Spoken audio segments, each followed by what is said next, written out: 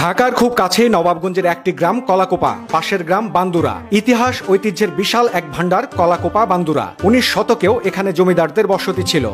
যেই সাম্রাজ্যের সবকিছুই এখন রয়েছে, কিন্তু এই সাম্রাজ্যটি যারা তৈরি করেছিলেন সেই সমস্ত জমিদাররা আর এখানে নেই। প্রায় 200 বছরের ইতিহাস সমৃদ্ধ গ্রাম কলাকোপা বান্দুরা একসময় ব্যবসা বাণিজ্যের তীর্থস্থান ছিল। এই গ্রামগুলোতে আপনি গেলে দেখতে পাবেন বিভিন্ন স্থানে রাজবাড়ির মতো প্রাসাদ নিঃসঙ্গ হয়ে দাঁড়িয়ে আছে। প্রত্যেকটি বাড়ির নির্মাণ শৈলী চোখ ধাঁধানো। কোকিল পিয়ারি জমিদার বাড়ির পাশে উকিল বাড়ি, তারপর জমিদার ব্রজেন সাহার ব্রজনিকেতন, ব্যবসায়ী রাধানাথ সাহার বাড়ি, শ্রীযুক্ত বাবু লোকনাথ সাহার বাড়ি, মধুবাবুর পাইন্না বাড়ি, পোদ্দার বাড়ি এবং কালী বাড়ি। এখানে আরো আছে খেলারাম দাতার বিগ্রহ মন্দির, মহামায়া দেবীর মন্দির। কলাকোপা থেকে ছোট্ট একটি সড়ক চলে গেছে বান্দুরার দিকে। সেখানে গাছগাছালিতে ঢাকা ধ্বংসপ্রায় প্রাচীন বাড়ির নাম খেলারাম দাতার বাড়ি। খেলারাম দাতা ছিলেন বিখ্যাত ডাকাত সর্দার। সে ডাকাতি করে গরিব দুঃখীদের সাহায্য করত।